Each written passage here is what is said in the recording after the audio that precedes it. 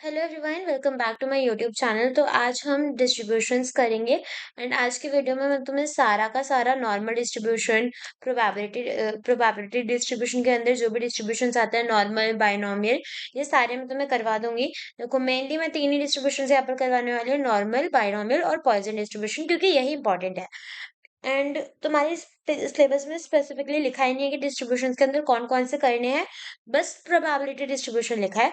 लेकिन एग्जाम में तुम्हें बाकी डिस्ट्रीब्यूशन के ऊपर भी क्वेश्चंस देखने को मिलते हैं। So that's why I am also covering these types of distributions and I think normal distribution, binomial और प्रोबेबिलिटी एंड पॉइजन इतना ही आएगा, उससे ज्यादा डिस्ट्रीब्यूशंस में नहीं देंगे। ठीक है। एंड वन मोर थिंग, ये जो तुम्हें वीडियो मिलेगी ये एक प्लेलिस्ट के अंदर है, जहाँ पर मैं तुम्हें आईपीयू की ये जो स्टैटिस्टिक्स वाला सब्जेक्ट है, इसके सारे के सारे यूनिट्स कवर करवाऊंगी। ठीक है। सो इस वाली प्लेलिस्ट को जाके एक्सेस कर लेना अगर तुम आईपीयू में पढ़ते हो, एंड अगर इंडिविजुअली देख रहे हो तो यू आर मोस्ट वेलकम। ठीक है। बाकी यहाँ पर आईपीयू के सिलेबस के अकॉर्डिंग यूनिट 1 में mean variance, median mode, standard deviation and data visualization, ये सारा टॉपिक मैंने तुम्हें कवर करवा दिया था। प्रोबेबिलिटी डिस्ट्रीब्यूशन में नॉर्मल प्रोबेबिलिटी डिस्ट्रीब्यूशन मैंने करवा दिया था, जहाँ पे मैंने वेरिएबल्स बताए थे, डिस्क्रीट क्या होता है, कंटिन्यूअस वेरिएबल्स क्या होता है, ये सब बताया था। सो अब हम प्रोबेबिलिटी डिस्ट्रीब्यूशन के अंदर ही बाकी के वेरिएबल्स की बात करते हैं कि कौन सा वेरिएबल क्या है और कितने टाइप के वेरिएबल्स होते हैं। नॉट वेरिएबल्स, कितने टाइप के डिस्ट्रीब्यूशंस होते हैं। ओके। सो सबसे पहले ना मैं तुम्हें सीक्वेंस वाइज पढ़ाती हूँ। तो मैं सबसे पहले तुम्हें बायनॉमियल डिस्ट्रीब्यूशन पढ़ाऊंगी, और तो मेरी पीडीएफ में बायनॉमियल डिस्ट्रीब्यूशन सबसे लेट है। बट अगर तुम बायनॉमियल करोगे तो तुम्हें पता चलेगा कि हम बायनॉमियल डिस्ट्रीब्यूशन क्यों यूज करते हैं, पॉइजन क्यों यूज करते हैं और नॉर्मल डिस्ट्रीब्यूशन क्यों यूज करते हैं। ओके। तो देखो, बायनॉमियल डिस्ट्रीब्यूशन क्या होता है, डिस्ट्रीब्यूशन क्या होता है, ये मैंने तुम्हें पहले वाली वीडियो में भी बताया था कि सपोज अगर मेरे पास ऐसे मुझे किसी चीज की प्रोबेबिलिटी निकालनी है कि हमने एक कॉइन को टॉस करा और प्रोबेबिलिटी बताओ हेड आने की, प्रोबेबिलिटी बताओ टेल आने की। तो हमें पता है कि अगर एक कॉइन को टॉस करा तो हेड आने की प्रोबेबिलिटी 1/2 हो गई, और टेल आने की भी प्रोबेबिलिटी 1/2 हो गई। ये तो सिंपल सा हो गया, हमें इवेंट दिया हुआ है और प्रोबेबिलिटी बता रहे हैं, इसी को हम प्रोबेबिलिटी डिस्ट्रीब्यूशंस बोलते हैं। अब इनमें कभी कभार क्या होता है कि जैसे हमें बोल दिया, हमें कुछ प्रोबेबिलिटी ऑफ सक्सेस पता चल गई एंड फेलियर पता चल गया, एंड इसके बेसिस पे मुझे उस इवेंट के अकर होने की प्रोबेबिलिटी निकालनी है, तो उसको हम बायनॉमियल डिस्ट्रीब्यूशन बोलते हैं। यानी कि कुछ सैंपल्स जो होते हैं जिनके थ्रू लाइक प्रोबेबिलिटी डिस्ट्रीब्यूशन के अंदर ही कुछ ऐसे सैंपल्स होते हैं जिनकी प्रोबेबिलिटी निकालने के लिए हम अलग अलग मेथड्स को यूज करते हैं। अभी क्वेश्चन करेंगे तो थोड़ा तुम्हें समझ आएगा। सो बायनॉमियल डिस्ट्रीब्यूशन में सबसे पहले तुम देख लो कि होता क्या है। बायनॉमियल डिस्ट्रीब्यूशन में हमें किसी इवेंट के होने की सक्सेस की रेशियो पता चल जाएगी, सक्सेस के होने की प्रोबेबिलिटी पता चल जाएगी जिसको हम पी से डिनोट करते हैं, और फेलियर की प्रोबेबिलिटी पता चलेगी जिसको हम क्यू से डिनोट करते हैं। ये याद रखते हैं। एंड एक और फॉर्मूला होता है P+1 = Q। तो अगर तुम्हें P दिया हुआ है तो तुम्हें Q की वैल्यू मिल जाएगी, एंड Q दिया हुआ है तो P की वैल्यू मिल जाएगी। अब अगर तुम्हें किसी भी इवेंट के होने की प्रोबेबिलिटी निकालनी है यूजिंग बायनॉमियल डिस्ट्रीब्यूशन, तो फॉर्मूला हम क्या यूज करते हैं, एनसीआर एंड सी। सी क्या होता है, यहाँ पर सी होता है हमारा कॉम्बिनेशन, परम्यूटेशन कॉम्बिनेशन पढ़ा था, सी वही होता है। एंड सी, जिन लोगों को नहीं याद सी का फॉर्मूला, ये एनसीआर को कैसे सॉल्व करते थे, तो इसका फॉर्मूला होता है n फैक्टोरियल अपॉन में r फैक्टोरियल, और यहाँ पर ये r है, ओके, और यहाँ पर n-r का फैक्टोरियल।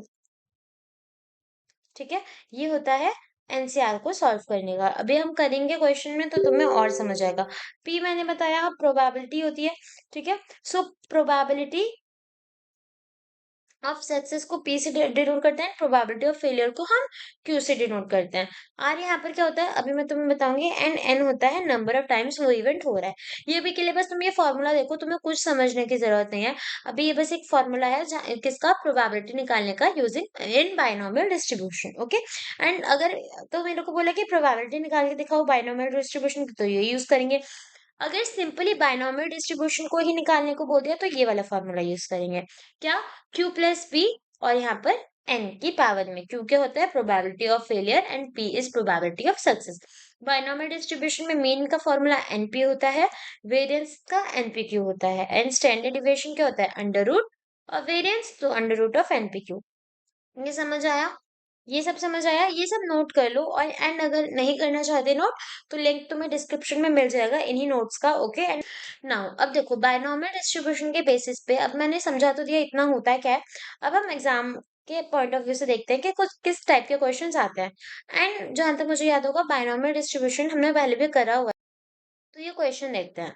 सबसे पहले यहाँ पर है डिटरमाइन द बायनॉमियल डिस्ट्रीब्यूशन। यहाँ पर सिंपल सी चीज है, तुम्हें पता है कि बायनॉमियल डिस्ट्रीब्यूशन ही निकालना है, तो फॉर्मूला किसका यूज होगा? बायनॉमियल डिस्ट्रीब्यूशन का। यहाँ पर तुम्हें मीन दे दिया 9 एंड स्टैंडर्ड डेविएशन दे दिया 3/2। सिंपल सी चीज है, मुझे क्या गिवन था? मीन मेरा 9 था, तो मैंने लिख दिया 9 इज इक्वल्स टू एनपी। अब एनपी क्यों क्यों लिखा है? बायनॉमियल डिस्ट्रीब्यूशन में मुझे मीन निकालना था। सो यहाँ पर देखो, मैंने तुम्हें बताया हुआ है कि बायनॉमियल डिस्ट्रीब्यूशन में मीन निकालने के लिए क्या फॉर्मूला यूज होता है? एनपी। एंड स्टैंडर्ड डेविएशन निकालने के लिए फॉर्मूला यूज होता है एनपीक्यू। ठीक है, मीन निकालनी होती है बायनॉमियल डिस्ट्रीब्यूशन में, तो एनपी। स्टैंडर्ड डेविएशन के लिए अंडर रूट एनपीक्यू, एंड वेरिएंस के लिए एनपीक्यू। सिंपल। नाउ बायनॉमियल डिस्ट्रीब्यूशन निकालना था, मीन दे रखा था 9, तो मैं कर सकती हूँ यहाँ से मीन की जगह पर मैं लिख सकती हूँ 9 is equals to NP. And यहाँ तुम्हें दे रखा है standard deviation is 3/2। Standard deviation का formula under root NP Q होता है, तो मैं यहाँ पर 3/2 लिख सकती हूँ स्टैंडर्ड डेविएशन की जगह। तो मेरा फॉर्मूला क्या बन जाएगा? Standard deviation is equals to under root n p q. तो यहाँ पर यही चीज को मैंने सिंपल इधर लिखा है कि 9 is equals to n p and 3/2 is equals to under root n p q. अब यहाँ से मैं एन पी क्यू की वैल्यू निकाल लेती हूँ। तो एन पी क्यू की क्या वैल्यू हो गई? 9/4। ये पता चला, ये रूट था, यहाँ गया स्क्वायर हो गया, तो 3 का स्क्वायर 9 हो गया एंड 2 का स्क्वायर 4 हो गया। तो 9/4 is equals to n p q. अब देखो क्वेश्चन में मुझे बायनॉमियल डिस्ट्रीब्यूशन निकालना है, एंड मुझे प्रोबेबिलिटी नहीं निकालनी, मुझे नॉर्मल बायनॉमियल डिस्ट्रीब्यूशन निकालना है। So normal by normal distribution निकालने का फॉर्मूला क्या होता है? Q plus P. एंड अब क्वेश्चन में मुझे क्या गिवन है कि मीन दे रखा था, स्टैंडर्ड डेविएशन दिया था, एंड मेरे को मीन एंड स्टैंडर्ड डेविएशन तो पता है, बट मेरे को इंडिविजुअली एन की या फिर पी की या फिर क्यू की वैल्यू नहीं पता। तो मुझे एन पी क्यू की वैल्यू नहीं पता, उनको मुझे निकालना पड़ेगा, एंड वो मेरी इन्हीं दो इक्वेशन से निकलेंगी। तो मैं क्या देखती हूँ कि यहाँ पर अगर ये मेरा 9 इज इक्वल टू एनपी आ रहा है and 9/4 is equal to NP Q आ रहा है, तो अगर मैं एनपी को इस वाली इक्वेशन को एंड इस वाली इक्वेशन को आपस में डिवाइड करूंगी, तो आई गेस मुझे क्यू की वैल्यू आ जाएगी, मिल जाएगी, क्योंकि एनपी दोनों में कॉमन आ रहा है। एंड एक बार मुझे क्यू की वैल्यू मिल गई, तो बायनॉमियल डिस्ट्रीब्यूशन में हमें क्या पता है कि पी प्लस क्यू, देखो p plus q is equals to 1 होता है। ये नहीं समझ आ रहा तो मैं बताती हूँ। देखो, किसी भी इवेंट के होने की probability of success and probability of failure is always equals to 1। देखो, जैसे अगर मैं बोलती हूँ प्रोबेबिलिटी बताओ कि आज बारिश होगी, तो आज बारिश होने की प्रोबेबिलिटी 1/2 होगी। मतलब दो ही केसेस है, या तो बारिश होगी या फिर नहीं होगी, तो 1/2 है। और बारिश ना होने की प्रोबेबिलिटी भी 1/2 होगी, है ना? इसको ऐड करा तो 1 ही तो आया। या फिर अगर मैं बोल रही हूँ एक डाइस है, उसमें 6 आने की प्रोबेबिलिटी क्या होगी?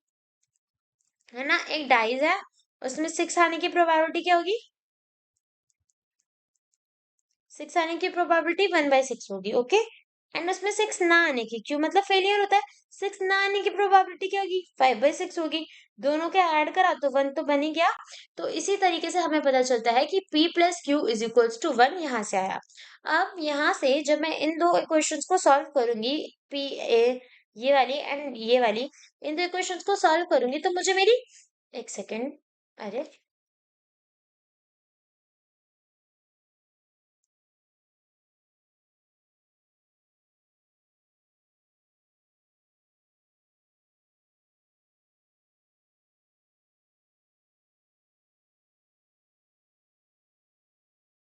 हाँ, तो अगर मैं अपने इन दो वैल्यूज को सॉल्व करूंगी, तो मुझे मेरी क्यू की वैल्यू आ जाएगी।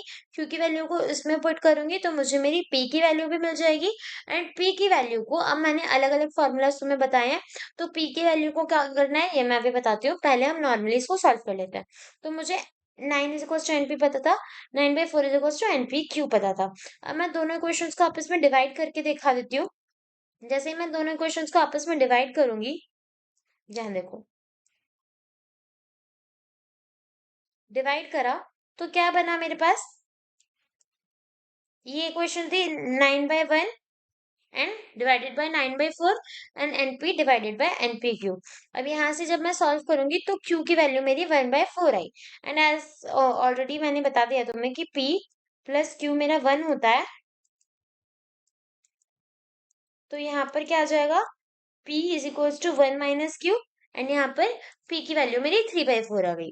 अब देखो बायनॉमियल डिस्ट्रीब्यूशन में तुम्हें वैल्यू ऑफ n भी निकालनी है, क्योंकि अगर तुम्हें बायनॉमियल डिस्ट्रीब्यूशन निकालना है तो इस फॉर्मूला में तो सब कुछ था ना, इस फॉर्मूला में तो सब कुछ था, तो इस फॉर्मूला के लिए हमें n भी चाहिए, राइट। यहाँ देखो फॉर्मूला क्या है बायनॉमियल डिस्ट्रीब्यूशन का, q प्लस p की पावर n। तो यहाँ पर हमें n भी चाहिए। अब q और p तो हमने निकाल लिया, q 1/4 आ गया, p 3/4 आ गया, पर हम यहाँ से n की वैल्यू कैसे ले, तो n निकालने का फॉर्मूला क्या होता है, यहाँ पर देखो, यहाँ में मैं जैसे पी क्यू आ गया तो मैं variance is equal to NP q निकाल सकती थी अगर मुझे वेरिएंस दी होती। मुझे क्वेश्चन में मीन गिवन है, राइट, मीन गिवन है 9, तो मैं इसको अगर 9 इज इक्वल टू एनपी कर लूं, है ना, एंड यहाँ पर p की वैल्यू मैंने ऑलरेडी निकाली हुई है, तो क्या मेरा n आ जाएगा।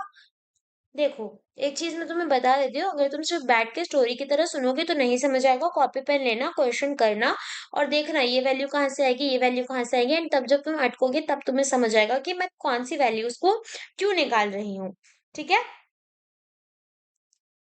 ओके। तो यहाँ तक मैंने बता दिया कि उसके बाद हमारे पास ये देखो, हमारे पास Q आ गया है, हमारे पास P आ गया है, तो हमें पता है n इज इक्वल्स टू मेरा 9 is equals to n p होता है। अब n निकालने के लिए मैंने 9 is equals to n p की जगह पर 3/4 पुट कर दिया जो हमने निकाला था। यहाँ से मेरी n की वैल्यू आ गई 12। अब मेरे पास सब कुछ है, तो अब मुझे निकालना है क्वेश्चन के according binomial distribution. And binomial distribution का फॉर्मूला क्या देखा मैंने, p प्लस क्यू की पावर n, ये देखा। मुझे p की वैल्यू क्या गिवन है, 1/4 प्लस q की वैल्यू गिवन है 3/4, और इसकी होल पावर n करोगे तो क्या आएगा, देखो n क्या है मेरा, क्या निकला n 2। ये देखो अब क्या होता है कि नॉर्मली अगर तुम देखो तो मैंने तुम्हें बायनॉमियल डिस्ट्रीब्यूशन में बता ही दिया है कि प्रोबेबिलिटी में जब हम p प्लस क्यू को, नॉट प्रोबेबिलिटी, बायनॉमियल डिस्ट्रीब्यूशन में हम जब p प्लस क्यू को ऐड करते हैं तो आंसर 1 आता है। तो यहाँ पर इन दोनों को सॉल्व करके आंसर 1, 1 की पावर n और 1 ही आएगा। तो इसको सॉल्व नहीं करना, बायनॉमियल डिस्ट्रीब्यूशन पूछा तो बस इतने में छोड़ देना है, क्योंकि एट द एंड जब तुम p प्लस क्यू करते हो तो आएगा तो 1 ही। आई होप ये वाला क्वेश्चन समझ आ जाएगा। एंड ये आगे हो गया है, तो let's move to the another question. आ गया समझ, तो let's move to the next one.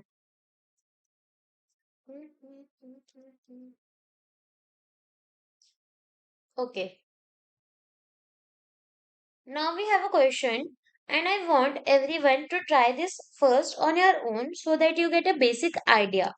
देखो क्या है यहाँ पर, एंड अगर तुम खुद से सॉल्व भी नहीं करना चाहते तो एटलीस्ट मेरे साथ बैठो एंड आंसर्स दो, है ना, जो मैं पूछ रही हूँ उसका खुद से आंसर दो या फिर कमेंट्स में लिखो जो भी है, बट ट्राई करो कि इन्वॉल्व करो खुद को। ऐसा अगर कहानी की तरह सुनोगे तो नहीं समझ आने वाली maths. Okay, a dice is throne 6 times, तो यहाँ पर नंबर कितना दिया है, डाइस कितनी बार थ्रो हो रही है, 6 टाइम्स, तो मैंने यहाँ पर लिख देती हूँ जो भी चीज हो रही है, डाइस 6 बार थ्रो हो रही है, मैंने n इज इक्वल्स टू 6 लिख दिया।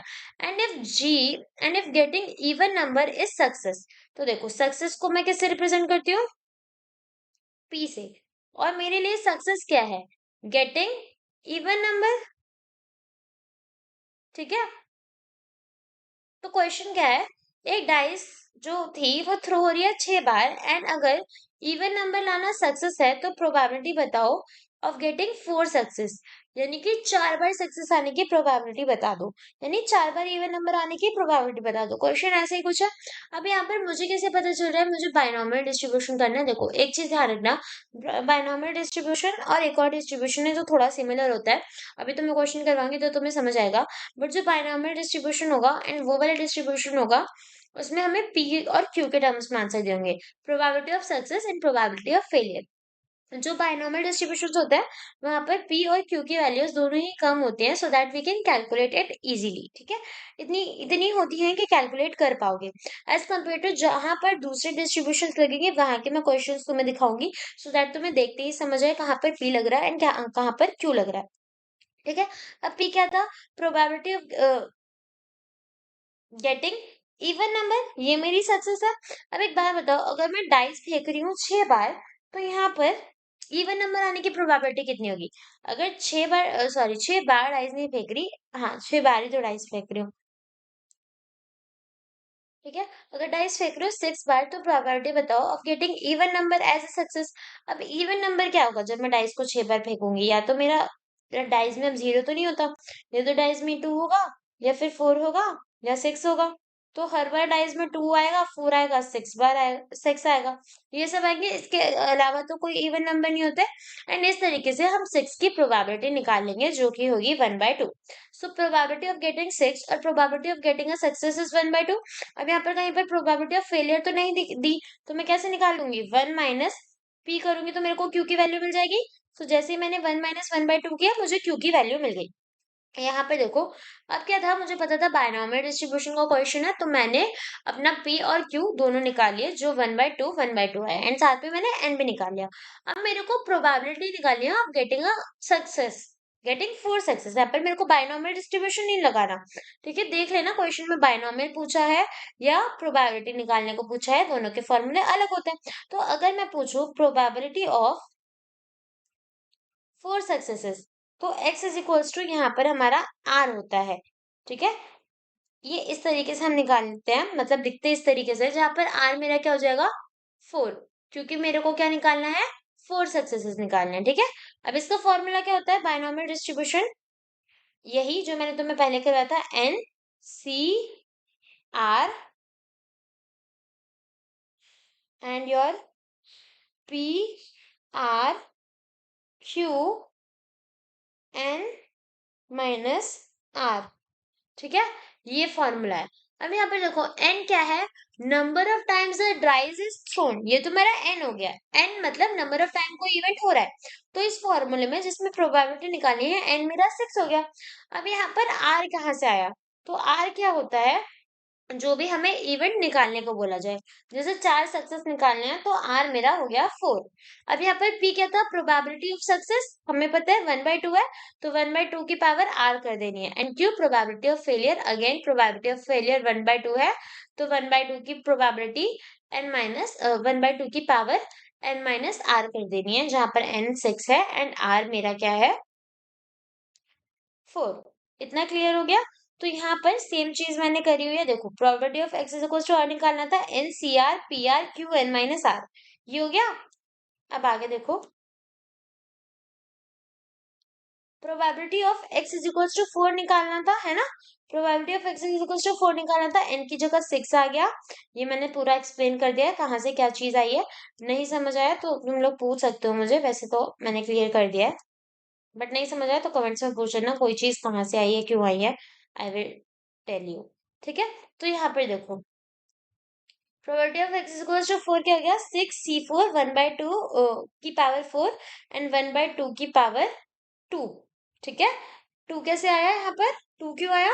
क्योंकि n मुझे कितना दे रखा है 4, माइनस r कितना दे रखा है क्वेश्चन में, सॉरी r कितना दे रखा था 4, एंड n कितना दे रखा है क्वेश्चन में 6। तो जब हम 6 माइनस 4 करेंगे तो 2 आ जाएगा। एंड यहाँ पर क्योंकि हमारा r 4 था, यहाँ पर मैंने 4 लिखा है। और r कहाँ से पता चला? क्योंकि मुझे क्वेश्चन में 4 सक्सेसेस की प्रोबेबिलिटी निकालनी थी, तो r 4 हो गया। अब जब इस पूरे को मैं सॉल्व करूंगी, एंड मैंने यहाँ पर तुम्हारे लिए कॉम्बिनेशन का भी फॉर्मूला लिख दिया है, इज इक्वल्स टू कॉम्बिनेशन नहीं है, कॉम्बिनेशन का फॉर्मूला है, so don't get confuse. Okay, now आगे बढ़ते हैं।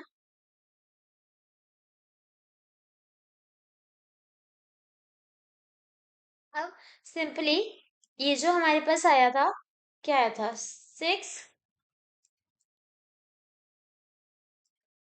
6c4, इसको सॉल्व करेंगे।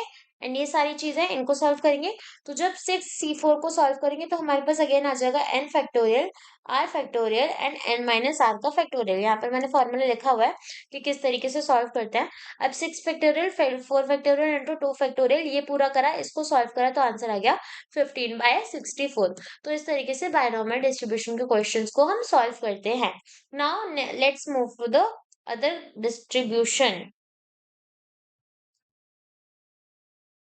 एंड दूसरे डिस्ट्रीब्यूशन पे जाने से पहले तुम लोगों के लिए एक होमवर्क प्रॉब्लम है, ठीक है? इसको तुम्हें खुद से सॉल्व करना है। एंड वैसे मैंने इसका आंसर यहाँ पे बताया हुआ है, बट स्टिल इसको खुद से ट्राई करना, ठीक है? और एक बार इसको खुद से सॉल्व करना एंड समझने की कोशिश करना। Okay, I will explain that in our next part.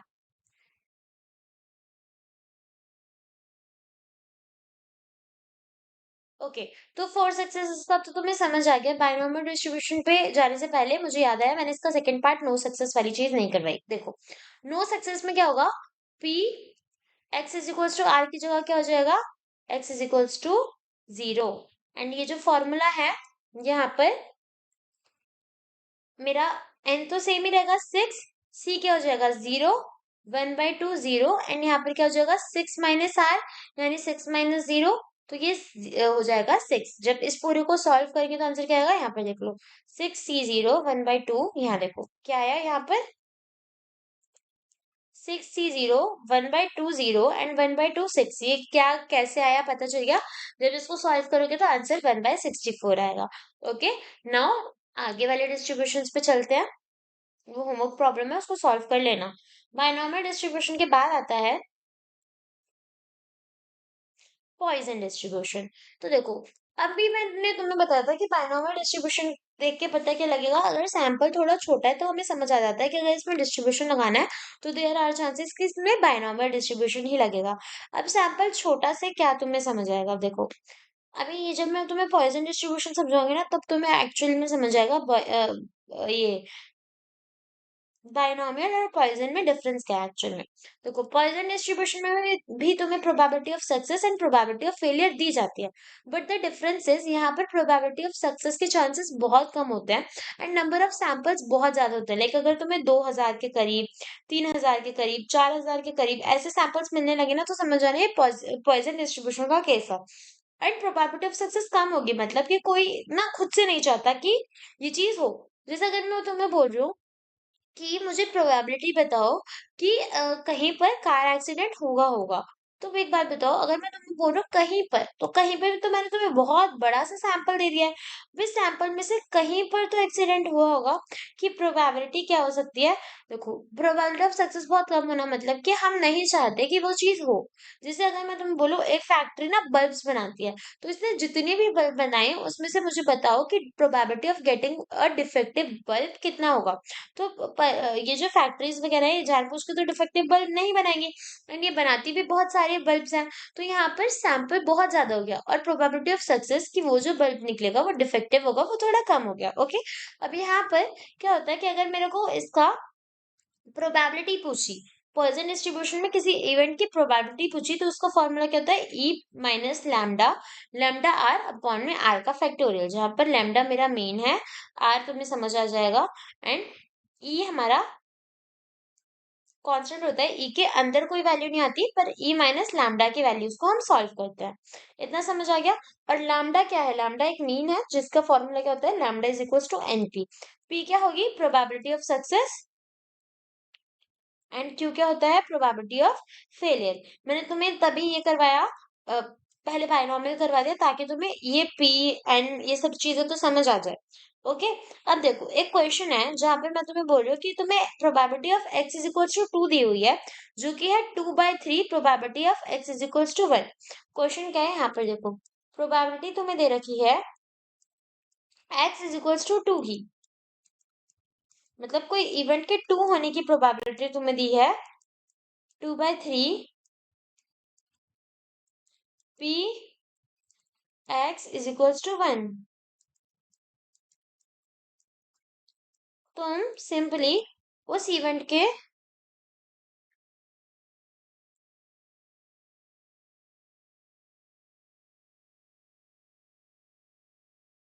Zero होने की प्रोबेबिलिटी निकाल दो।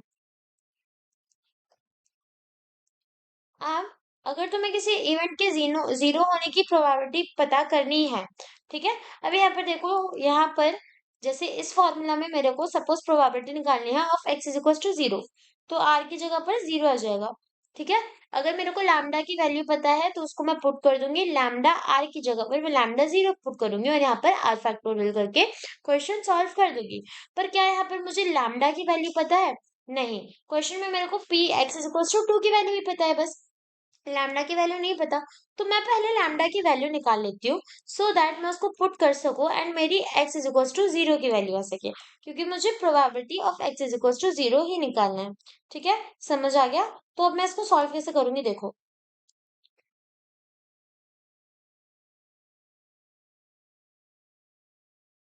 यहाँ पर क्या था कि probability of x is equal to two, अगर मैं फॉर्मूला से देखूँ तो फॉर्मूला होता है e minus lambda, lambda square upon में टू फैक्टोरियल। टू कहाँ से आया?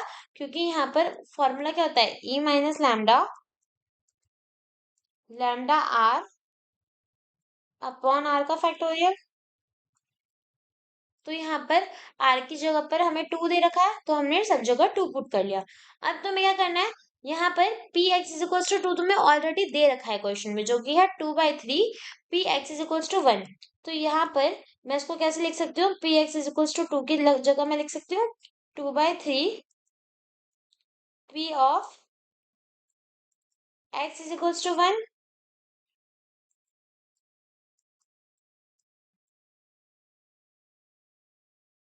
और यहाँ पर सेम चीज तुम करोगे, यहाँ क्या करोगे, टू बाई थ्री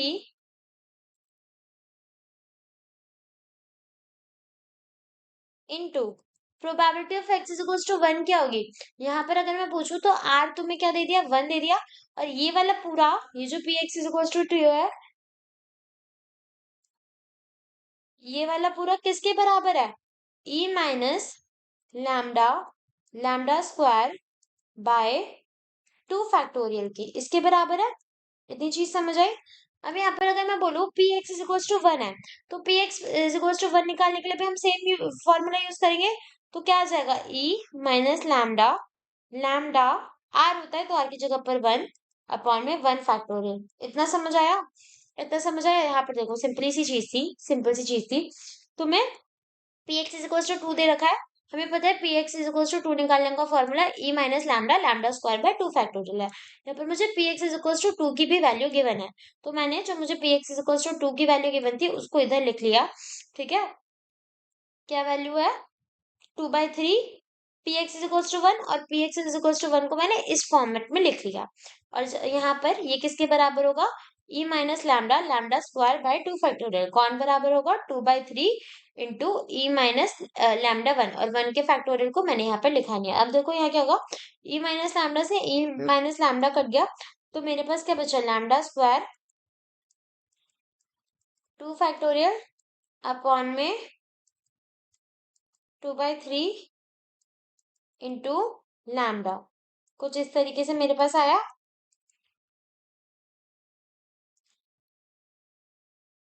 अब तुम इस पूरे को जब सॉल्व करोगे, तुम्हें यहाँ पर एक टर्म मिलेगा, lambda square is equal to four by three lambda. तो यहाँ पर जब इसको सॉल्व करोगे आएगा lambda square is equal to four by three lambda. जब तुम इक्वेशन अच्छे से बनाओगे तो ये तुम्हारी बन जाएगी lambda square minus four by three lambda is equal to zero, कुछ इस तरीके से मिलेगा। ये सब हमने करा क्यों, क्योंकि एट द एंड मुझे P x is equal to zero निकालना है, तो मुझे लैम्डा की वैल्यू तो चाहिए, है ना, लैम्डा की वैल्यू तो चाहिए। तो मुझे लैम्डा की वैल्यू ऐसे ही मिलेगी। अब यहाँ पर लैम्डा जब इसको सॉल्व करोगे तो लैम्डा की दो वैल्यूज आएंगी, एक तो lambda is equal to zero आएगा सॉल्व करने पर, और एक lambda is equal to four by three आएगा। अब मुझे ये बताओ कि अगर मुझे यहाँ पर p x is equal to zero की वैल्यू निकालनी है, ठीक है, इसकी वैल्यू निकालनी है, जहां पर मुझे लैम्डा की पावर में कुछ लगाना होता है, एंड मैं यहाँ जीरो लगा दूं तो मेरी तो probability x is equal to zero की डायरेक्ट जीरो ही आ जाएगी। तो यहाँ पर हम lambda is equal to zero लेने की जगह lambda is equal to four by three रखेंगे। अब आगे मैं बताती हूँ। यहाँ देखो क्या हुआ कि यहाँ पर इसको सॉल्व करेंगे, ये आएगा three lambda square minus four lambda. ठीक है, ये यहाँ पर मल्टीप्लाई में चला गया 3 लैम्डा स्क्वायर एंड ये प्लस का माइनस में चला गया। तो ये इस तरीके से बन गया। ठीक है, अब ये वाली चीज रिजेक्ट हो जाएगी और लैम्डा इज इक्वल्स टू 4/3 आ गया। अब मुझे क्या निकालना है, मुझे लैम्डा पता चल गया, लैम्डा मुझे मिल गया। क्या है लैम्डा की value? Lambda is equals to 4/3, ये है लैम्डा की वैल्यू। तो लैम्डा तो मुझे मिल गया।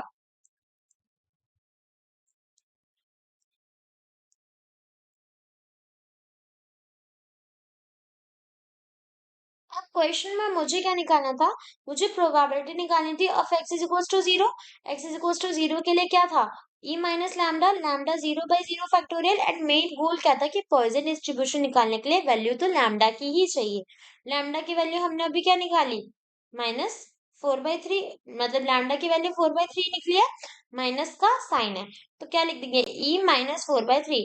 यहाँ पर लैम्डा जीरो जो है, तो अगर किसी भी चीज की पावर जीरो होती है तो उसकी वैल्यू क्या हो जाती है, 1। तो लैम्डा जीरो की जगह पर 1 आ गया एंड इसको जब सॉल्व करा तो मेरा पॉइजन डिस्ट्रीब्यूशन में वैल्यू आ रही है ई की पावर -4/3। इतना समझ आ गया? ये बहुत इजी सा था एंड यहाँ पर तुम्हें देख के पता नहीं चल रहा था कि किस तरीके से पाइनोमियल ये एक्चुअल क्वेश्चंस आएंगे जहाँ पर तुम्हें पॉइजन डिस्ट्रीब्यूशन को समझना है। तो उसी के लिए एक और क्वेश्चन मैं करवाती हूँ सो दैट तुम्हें ये समझ आ जाए कि पॉइजन डिस्ट्रीब्यूशन के एक्चुअल में क्वेश्चंस कैसे आते हैं। ठीक है, अब यहाँ पर देखो क्या है, if 4% of total items made by factory are defective, तो प्रोबेबिलिटी क्या है डिफेक्टिव आइटम्स की, प्रोबेबिलिटी ऑफ विनिंग माने या प्रोबेबिलिटी ऑफ सक्सेस माने, तो यहाँ पर प्रोबेबिलिटी ऑफ सक्सेस का मतलब क्या हो गया कि 4% जो है वो डिफेक्टिव है, क्योंकि हमें क्या निकालना है, find the probability that less than 2 items are defective. तो हमारा मेन एम ही ये है कि डिफेक्टिव आइटम्स की प्रोबेबिलिटी को निकाली जाए। तो सबसे पहले प्रोबेबिलिटी ऑफ सक्सेस क्या हो गया, 4/100। एंड प्रोबेबिलिटी ऑफ फेलियर के लिए जो मैंने एक फॉर्मूला बताया है वो हर जगह काम करेगा, p plus q is equals to 1। यहाँ से मैंने q की वैल्यू को निकाल लिया। अब यहाँ देखो क्वेश्चन में तुम्हें क्या गिवन है कि 4% ऑफ टोटल आइटम, तो यहाँ पर p4 हो गया एंड q भी हमने निकाल लिया। Made by factory, find the probability that less than 2 items are defective. तो ये मेरे को पता है कि प्रोबेबिलिटी निकालो अगर 2 आइटम्स से भी कम डिफेक्टिव है तो लैम्डा मेरा यहाँ पर 2 हो जाएगा। एंड सैंपल मुझे 50 आइटम्स दिया है, तो ये जो सैंपल दिया है ये है 50 एंड इज इक्वल्स टू 50।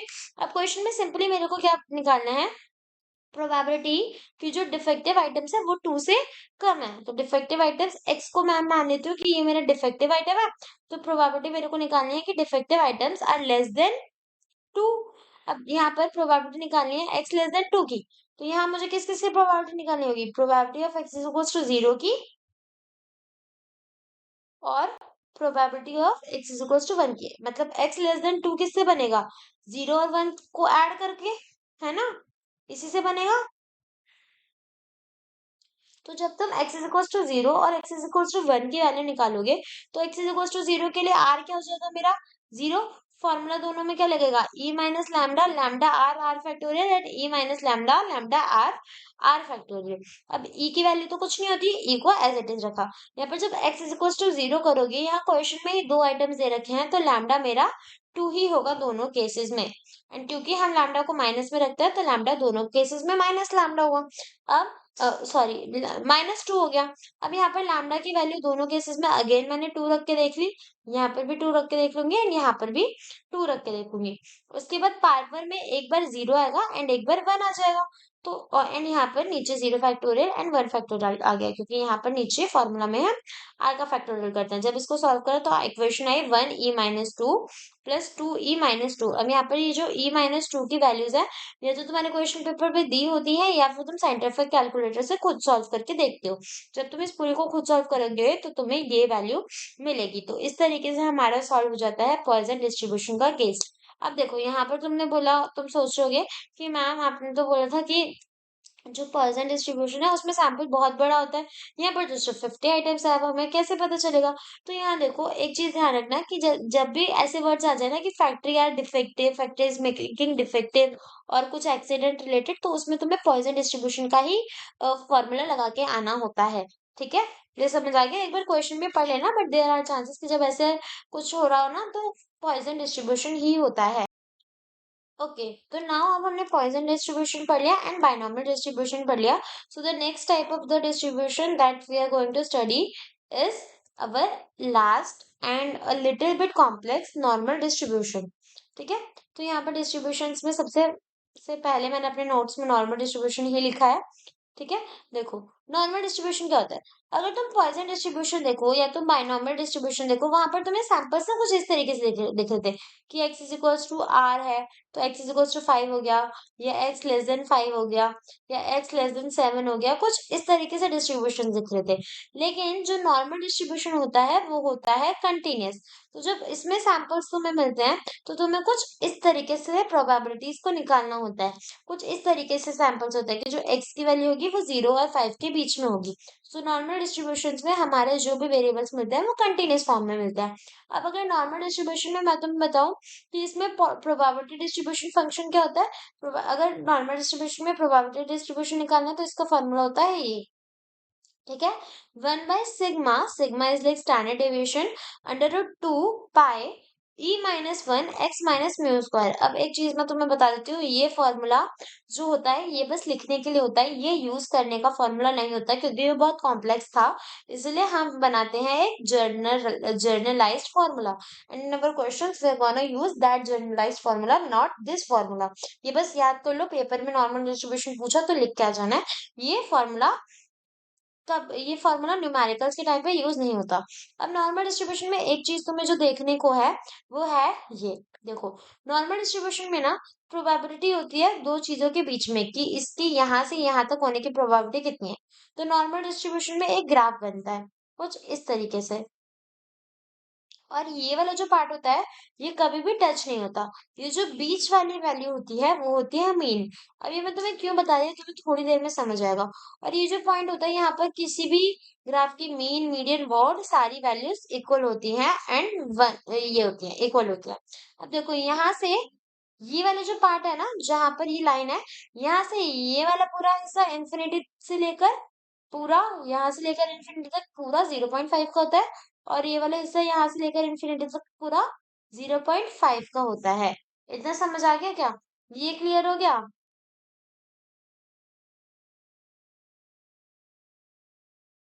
0.5 का होता है. अब देखो क्या होता है कि यहाँ से मानो ये म्यू है एंड यहाँ पर मैं जा रही हूँ इन्फिनिटी की तरफ एंड इधर से भी मैं इन्फिनिटी की तरफ ही जा रही हूँ. तो एक सपोज करो मेरा प्लस इन्फिनिटी होगा एंड एक मेरा माइनस इन्फिनिटी होगा. तो यहाँ म्यू है तो ये मेरा हो जाएगा म्यू प्लस इन्फिनिटी. ठीक है, ये इन्फिनिटी का साइन है. एंड ये मानो मेरा हो जाएगा म्यू माइनस इन्फिनिटी, ऐसा कुछ.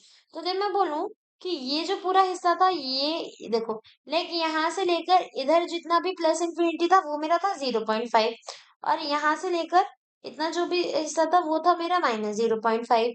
ठीक है, ये पूरा हिस्सा. अब अगर मैं तुम्हें पूछूं कि यहाँ से ये जो एक u प्लस इंफिनिटी है लाइक पूरा नहीं पर u प्लस इंफिनिटी है, यानी u से थोड़ा इस साइड का एरिया वो कितना होगा एंड u माइनस इन्फिनिटी ये वाला एरिया कितना होगा. देखो इस एरिया से ना बहुत एक इंपॉर्टेंट चीज आगे निकलेगी वो मैं तुम्हें समझा दूंगी. बट ये ध्यान रखना कि ये देखो ये मानो u माइनस इन्फिनिटी है और ये u प्लस इन्फिनिटी है. तो ये पूरा एरिया जो होगा ये होता है 68.2%. कितना? 68.2%. मैं तुम्हें इस वाले ग्राफ में अगर अच्छे से दिखाऊं तो ये देखो ये है बीच की पार्टीशन लाइन. यहाँ से ये वाला पूरा इंफिनिटी से 0.5 होता है एंड ये भी 0.5 होता है, इक्वली डिवाइड हो रहा है. अब यहाँ पर एक मेरे पास u माइनस इन्फिनिटी आ गया और यहाँ पर u प्लस इन्फिनिटी आ गया. अगर मैं इस पूरे का एरिया पूछूं तो वो 68.2% हो जाएगा. ऐसे अगर मैं आगे बढ़ूं तो ये u प्लस 2 सिग्मा हो गया एंड ये u माइनस 2 सिग्मा हो गया. सॉरी मैं बार बार इन्फिनिटी बोल रही थी, ये सिग्मा का साइन है. तो अगर मैं इस पूरे की वैल्यू पूछूं तो ये हो गई 98.46%. अभी भी नहीं समझ आया तो ये एक डिस्ट्रीब्यूशन ग्राफ होगा. ऐसा नॉर्मल डिस्ट्रीब्यूशन का ऐसा ग्राफ होता है एंड ये ग्राफ मैं तुम्हें समझा क्यों रही हूँ क्योंकि आगे इसी से प्रॉब्लम सॉल्व होने वाली है. कैसे वो मैं तुम्हें दिखा दूंगी.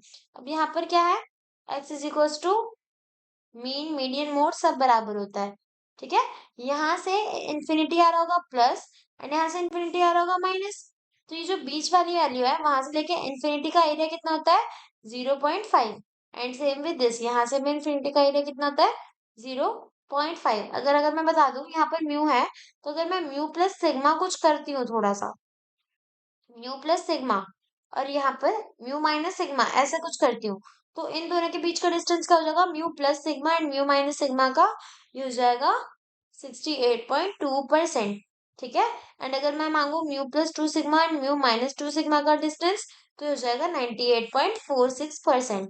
ठीक है। अभी तुम्हें समझ नहीं आ रहा होगा कि ये ग्राफ कहाँ यूज होता है, तो धीरे धीरे बस देखते रहो, क्वेश्चन में अपने आप तुम्हें पता चल जाएगा। अब देखो क्या था कि मैंने तुम्हें अभी ना स्टार्टिंग में बहुत बड़ा सा भारी सा फॉर्मूला बता दिया था नॉर्मल डिस्ट्रीब्यूशन का, एंड मैंने बोला था उससे हम इक्वेशन सॉल्व नहीं करते हैं। इक्वेशन जो सॉल्व करने के लिए यूज होता है वो होता है z is equals to x minus mu sigma. इस फॉर्मूले का यूज से क्वेश्चंस इक्वेशंस वगैरह किसी भी चीज को निकालने की सॉल्व होती है। जहां पर x क्या हो गया तुम्हारा, मीन, म्यू पॉपुलेशन का मीन हो गया, एंड सिग्मा हो जाता है 1। तो जब हम जनरलाइज कर देते हैं, अपना जो भी मेरे पास नॉर्मल डिस्ट्रीब्यूशन का फॉर्मूला है उसका स्टैंडर्ड बना देते हैं, तो हम z is equal to x minus mu upon sigma ये फॉर्मूला यूज करके जाते हैं। ठीक है। ये कर्व मैंने तुम्हें बता दिया था। अब कर्व क्या होता है, अगर कर्व जो था वो हमारा x के लिए निकालना था, जैसे x इज इक्वल टू 0 के लिए कर्व निकालना था, बट अगर उसको मुझे z में कन्वर्ट करना है, तो मैं x इज इक्वल टू 0 को z इज इक्वल टू 0 लिख देती सकती हूँ। और जो मैंने बोला था x प्लस सिग्मा, बस x प्लस सिग्मा को मैं z इज इक्वल टू 1 लिख सकती हूँ, क्योंकि सिग्मा की जगह पर हम 1 ले लेते हैं। ठीक है।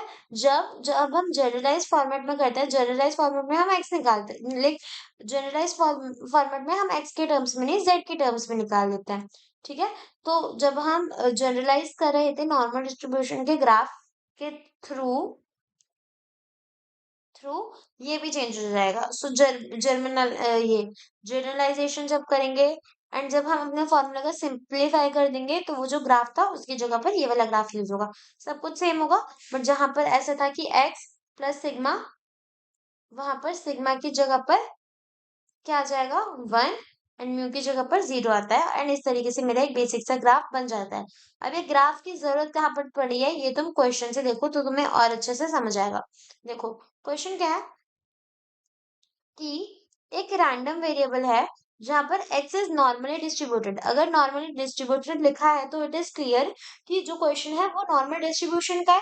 ठीक है। और यहाँ पर एक और चीज होती है कि डेटा तुम्हें कुछ इस फॉर्मेट में देगा होगा 0x9, मतलब x 0 9 के बीच में आ रहा है, तो ये कंटिन्यूस वाला है, तो इसके लिए नॉर्मल डिस्ट्रीब्यूशन ही लगेगा।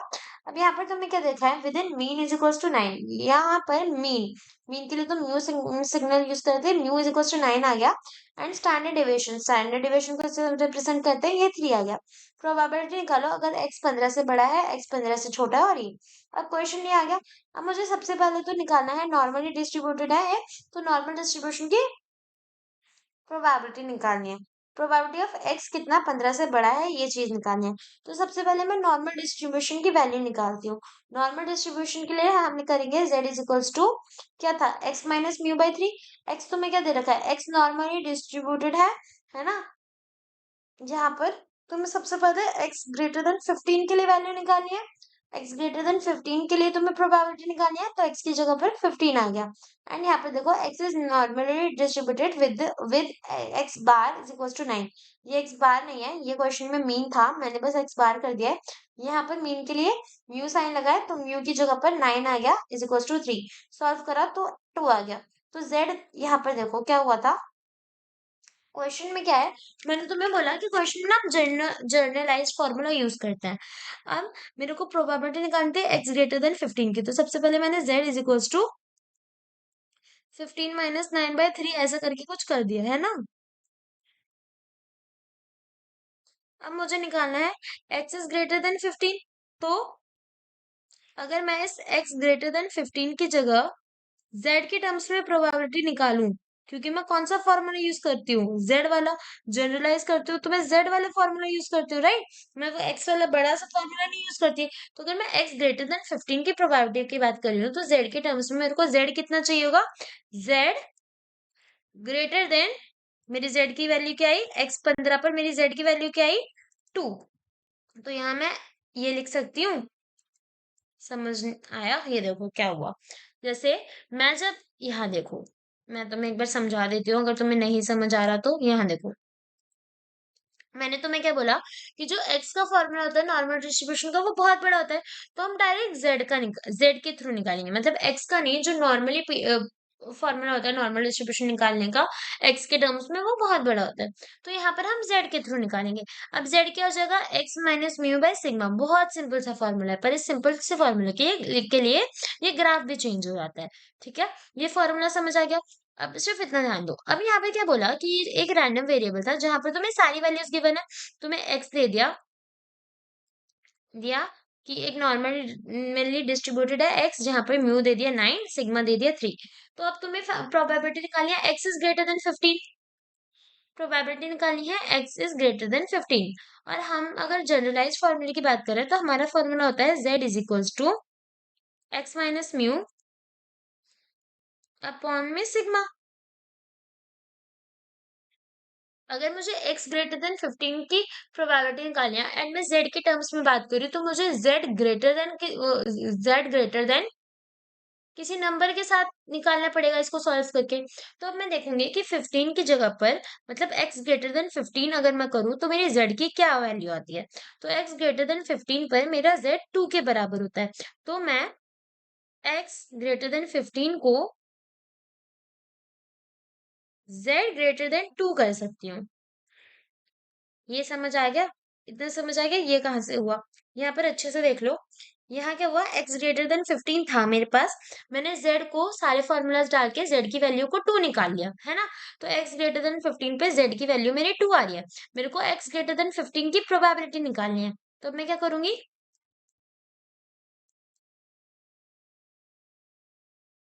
यहाँ देखो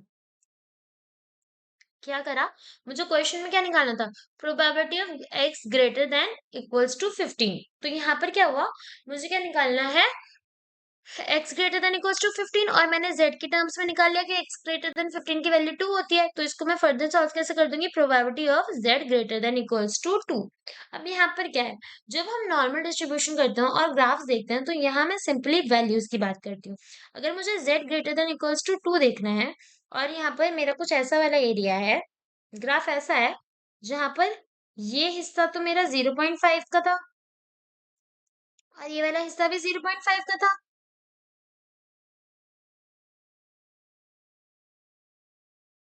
तो अब देखो इसमें क्या होता है, हम ग्राफ के थ्रू देखते हैं। तो क्या होगा, अगर मैं सबसे पहले निकालू p z greater than equals to 2 की वैल्यू क्या है, मानो क्या होगा कि जैसे जब हम ये इसको सॉल्व करेंगे ना कि मेरे को z greater than equals to 2 निकालना है या ऐसा कुछ है, यहाँ पर तुम्हें वैल्यूज दे दी जाएंगे कि z इज इक्वल्स टू 2 की वैल्यू 0.472 होती है, ये एग्जाम में दी होगी, वरना एक टेबल आता है उसको देख के तुम्हें उसको निकालना होता है। ठीक है, अब देखो क्या है कि जैसे मेरे को x greater than equals to 15 के लिए z greater than equals to 2 चाहिए था और मेरे को z इज इक्वल्स टू 2 पे वैल्यू पता है, पर मेरे को 2 से बड़ी वैल्यूज चाहिए। मेरे को 2 पर वैल्यू पता है क्या हो रही है, 2 पर पता है प्रोबेबिलिटी क्या हो रही है, पर मेरे को 2 से ज्यादा वैल्यूज चाहिए। तो मेरे मुझे ये पता है कि यहाँ से ये पूरा इंफिनिटी वाला एरिया, ये पूरा एरिया 0.5 होता है।